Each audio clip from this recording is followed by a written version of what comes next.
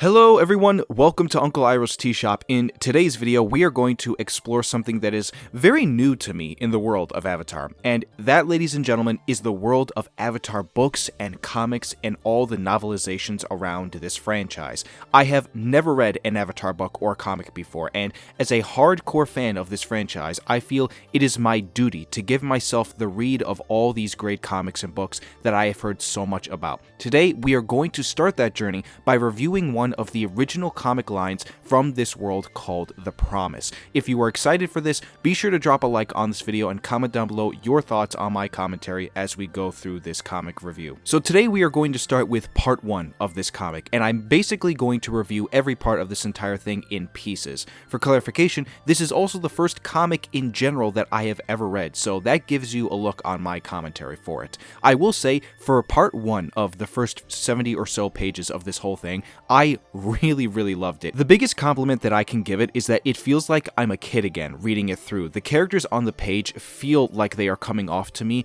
as if I was watching the original cartoon. The Promise is a story about what happened right after the war with our main gang of characters. Part 1 begins with a scene of our gang talking to Earth King Kuei about what the plans are now that the war is done. Given the Earth Kingdom was heavily ruled by the Fire Nation during the war, they had to go to him first to formalize a plan called the Harmony Restoration Movement, which basically would seek to bring Fire Nation colonies inside the Earth Kingdom back into the Fire Nation. I wrote down in my notes that I particularly liked this new addition to the lore because it makes sense. If you take over a certain area of enemy territory during a war, you are most likely going to establish it as a base of operations or as a new place for people to live in. I also particularly liked the scene because it takes place before the very final scene in the original cartoon of them in the Jasmine Dragon, and we see where Aang and Katara make it official that they love each other, and you get a funny little joke sprinkled in there with Sokka seeing what happens between them. After this scene is another great moment where they go flying on Appa, and Zuko tells Aang that he visited Ozai in jail and that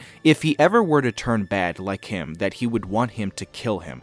Aang doesn't like it at first, and Katara kind of convinces him off, and he agrees, and it's a promise that he wants to hold true to Zuko. This is an interesting addition, but I also like it because that again also makes sense given he is the Fire Nation ruler now, and his nation is looked upon with much more seriousness after what happened during the 100-Year War. At the same time, I also did get a bit of a reference to something like Batman v Superman, if anybody understands what I'm about to say here. In that movie, Ben Affleck's Batman puts in a contingency plan of sorts to basically utilize kryptonite to make weapons to stop Superman if he were to ever turn bad or needed to fight him. It's kind of like that in a way, if you get what I mean. We now move on to where we actually take a time jump forward a year, and we see Zuko waking up in a fit about thinking that he's about to get assassinated. His guards tell him off, and then out of nowhere, an assassin actually does come in and try to kill him. He defeats her, and she reveals herself to be someone trying to kill him because of the Harmony Restoration Movement. A plot point like this is not surprising to me because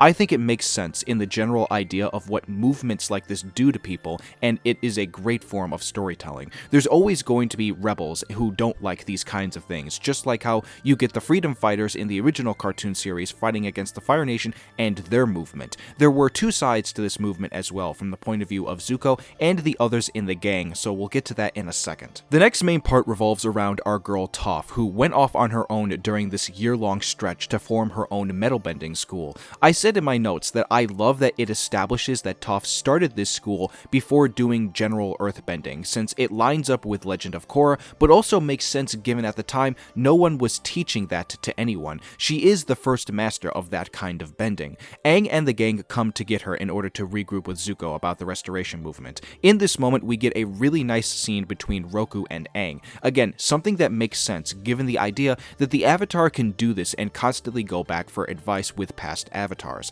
I love that Roku admits that he should have killed Sozin given the state of which Aang is currently in with his situation. The amount of damage and destruction that Sozin did to the world led them to a conflict like this that they are in now. It shouldn't have been that way in the first place, is essentially what Roku is trying to say. We now get that scene of where they go to speak to Zuko at a colony town. Here we see the freedom fighters are outside and protesting. We now get that scene of where they go to speak to Zuko at a colony town. Here we see the freedom fighters are outside protesting, and they are being led by none other than Smellerbee and Longshot. shot. You know, it's funny because I somewhat wrote down in my notes that how did they survive in like all question marks? Because the last time we saw them, they were in Lake Laogai, underground, ready to fight off the Dai Li when Jet was killed. I don't know if that gets explained at all in like another comic or book, or even this comic specifically, but I am very fascinated to know how that did turn out and how they did get out of the underground portion of Lake Laogai. I will also say with this scene, I love how there is a continuation of a running joke about Aang and Katara calling each other sweetie.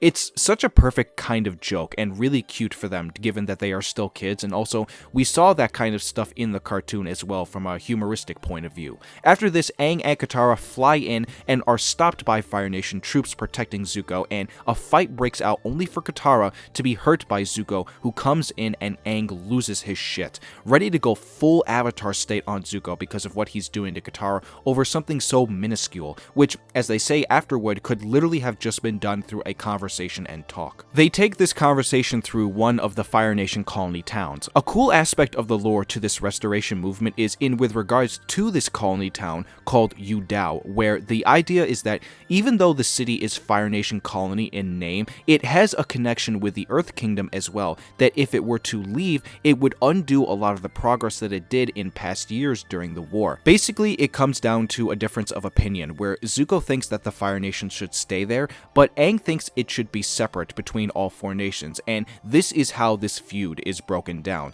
That is where we see a scene like one of the ones mixed in with this one, where Zuko confronted the family who is mayor to that town. Their daughter was the assassin and had a mixed family of a Fire Nation father and an Earth Kingdom mother. That's where Zuko's change of mind on the restoration movement came in, and at the end of the day, I like that the comic establishes that ultimately conversation is one of the better ways to resolve these kinds of things instead of fighting, even if both sides disagree. Something that I kind of wish we saw more of in real life, in the more ironic sense, being that I am bringing that up now with this moment. Outside of the town, the freedom fighters are still agitated, and Aang reassures them that there is no need for fighting, and that something will be done, although the freedom fighters can only wait so much longer. A very interesting plot point that I'm curious to see if it develops more in the next two parts of this comic. In one of the final scenes here up next, we see that Zuko and Mei are still together, and she is still someone who believes that he should come to her for advice if he ever needs anything. She also gives him some of the better security in case of another assassination, and that comes from the Kyoshi warriors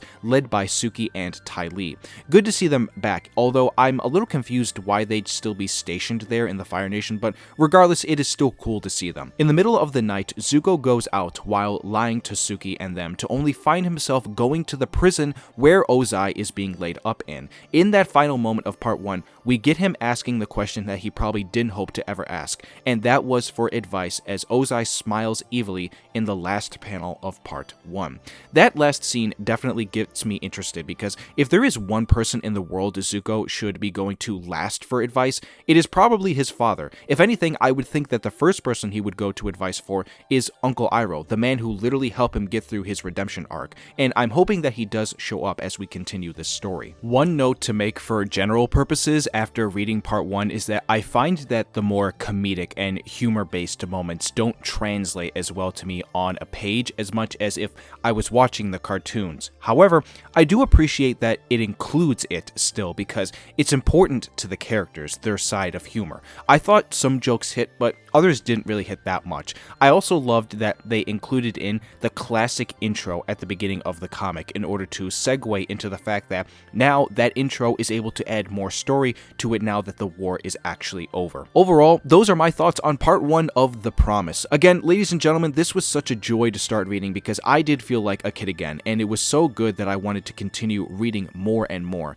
After this, I am going to do that for part 2 and 3 and an overall comic review in the future for more videos. Please comment down below your thoughts on this video and my commentary review on it. If you did enjoy the video and you like this kind of content, be sure to give this video a like, and let's see if we can hit a goal of 100 on this one. If you are new to this channel, be sure to subscribe and turn on that notification bell to be updated for when I upload again in the future. My fellow benders of all four nations, thank you all for stopping by Uncle Iroh's tea shop. On your way out, be sure to let him know how much you appreciated his jasmine tea and his words of wisdom that come with it. I hope everyone here has a wonderful rest of the day, and I will see you all soon for more Avatar.